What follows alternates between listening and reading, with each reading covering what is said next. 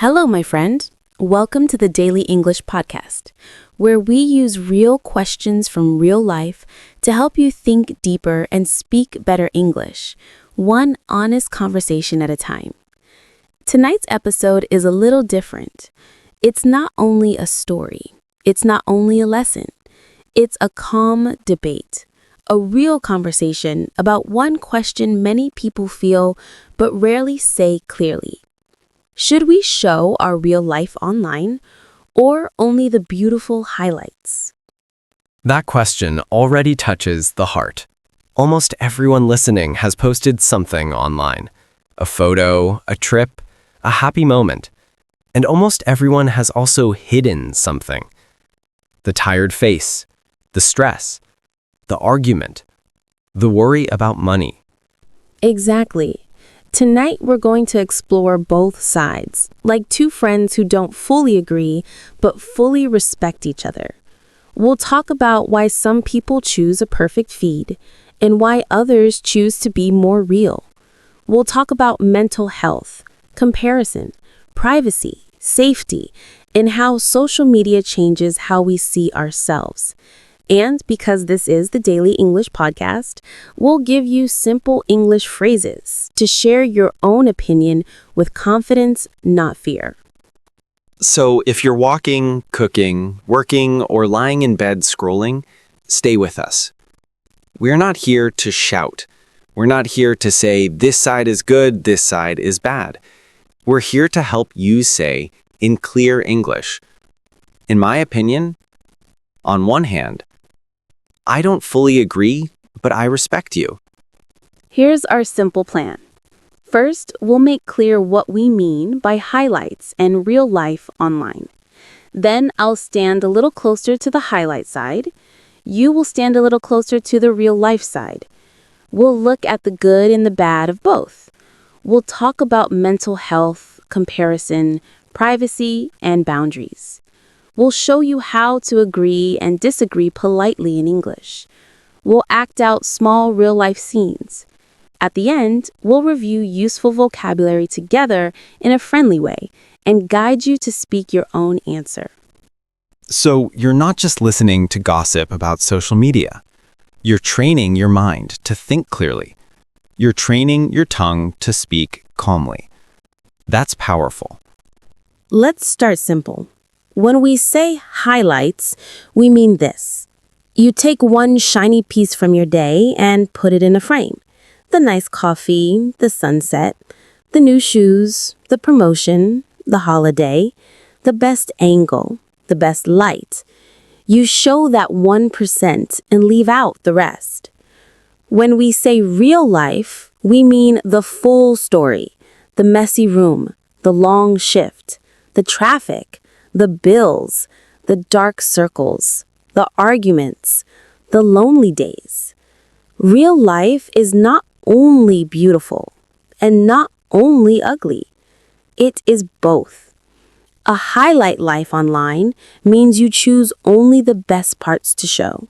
You hide the heavy parts. Many people do this, and for many, it feels normal and smart. Because honestly, nobody wakes up thinking, let me post my worst moment today. Exactly. Most people are not trying to lie. They are choosing. Choose what to share. Choose what to protect. Imagine a 3-day beach trip. Day 1, amazing sunset. Day 2, sunburn, stomach pain. Day 3, tired, but one good photo. Most people post the sunset, not the bathroom. That is a highlight feed. So let me speak for that side. If I choose highlights, it doesn't always mean I'm fake. It can mean I'm protecting my privacy. My social media is my photo album, not my diary. I have the right to keep my deeper life for myself and my close people. Keeping some things offline is not dishonesty. It is self-respect. And I respect that. Thank you. Choosing highlights can be a healthy boundary. Not every story belongs to the internet. Sometimes silence is also protection. Now, my friend, stand on your side. Why do you believe showing more real life can be important? Let me talk for the people who feel heavy when they only see perfect lives. When I say show more real life, I do not mean show everything. I do not mean share every fight and every tear. I mean a little honest truth so people don't feel alone. Think of a teenager scrolling. Every picture is perfect skin, perfect body, perfect relationship. She looks at herself and thinks, something is wrong with me. Then one creator she trusts writes, my life is not perfect. I also have bad days. Remember, this is my highlight reel, not my full story. That one sentence can help her breathe. Think of a new mother awake at 3 a.m., exhausted. If she only sees easy, smiling photos, she feels like a failure. If one person says, I love my baby, and I'm also very tired, she feels seen. Think of someone with money problems. If they only see new cars and vacations, they feel small. If someone says, we're saving slowly, it's not easy, but it's okay. That is medicine. So when I stand on the real life side, I'm not asking for drama. I'm asking for gentle honesty, a few true sentences to break the illusion of perfection. So, for you, being a bit more real is about connection, not chaos. Exactly. Connection, trust, mental health. And here's language you listening can use if you feel similar. You can say, in my opinion, sharing some real moments online can help other people feel less alone. Or you can say, I respect positive posts, but I appreciate honesty too. Practice one in your mind. I also hear the risk from your side, because if people try to be real without thinking, they may overshare. They may show their children's pain, private fights, their exact location, their medical details. That is not just real, that is risky. I agree. Real does not mean reckless. You can be honest and still have strong boundaries. So now both positions are clear. Highlights can protect, honesty can connect. Both can also hurt if we use them without thinking. Let's step into how this touches mental health. Think of a moment when you felt okay. Then you opened your phone. After a few minutes of scrolling, you suddenly felt behind, not good enough. Nothing in your real life changed during those minutes, only the pictures in front of your eyes.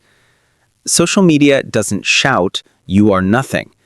It quietly shows you 100 people's best 5 seconds. Your mind builds a fake story. Everyone is happy except me. You are not weak if you feel this. You are human. To give you words, you can say, sometimes I feel pressure when I see perfect posts. Social media makes me compare my life to others. I know it's not the full story, but it still affects me. Just naming this feeling helps. And this is one reason I like a bit more real sharing. If no one ever says, I struggle too, people suffer silently. But I also know we cannot control everyone's posts. So we must learn 2 skills: healthier posting, healthier thinking. Healthier posting, healthier thinking. I like that. When you scroll and see something beautiful, try saying inside, I'm happy for them. This is one moment. I don't know their whole story. Then look for one good thing in your own life, even if it is small. This is not fake positivity. It's protection. And now we need to talk about privacy and boundaries, because no matter which side you choose, this part matters. Privacy means the parts of your life that strangers don't need. Your address, your children's full identity, your documents, your bank details, your medical reports, your real-time location, your partner's or family's secrets. Being real online does not mean opening all of that. That is why I like to think indoors. You can open your front door a little, show your smile, your coffee, your work, your ideas, but your bedroom, your accounts, your deep pain, stay closed. Before you post, pause for one breath and ask, will I feel okay if many strangers see this? Could this hurt me or someone I love later? Is this my story only or also someone else's? If your body feels tight, maybe it's not for the internet. If someone asks why you don't share everything, you can calmly say, I like sharing happy moments, but I keep some parts of my life private. That sounds so mature. Strong, but soft. That's the goal. Honest, but safe. Let's act out a few quick scenes so our listeners can copy the language. I'll be person A, you be person B. I say, why do you post your messy desk and tired face? It looks negative. I say, I want to show that real work and real life are not perfect. It helps people see the full picture. I answer, I understand your point. In my opinion, I prefer to keep my hard moments private. And I reply, I respect that. Everyone has a different comfort level. Here the phrases, I understand your point. In my opinion. I respect that. These are gold. Another scene. I say, your life looks perfect online. It makes me feel behind. I say, thank you for telling me. My life is not perfect at all. I usually share highlights, but I also have hard days. Please remember, social media is only part of the story. That is calm, kind, human. One more. I say, I post everything about my kids. They're so cute. I say, I can see how much you love them. May I share a different view?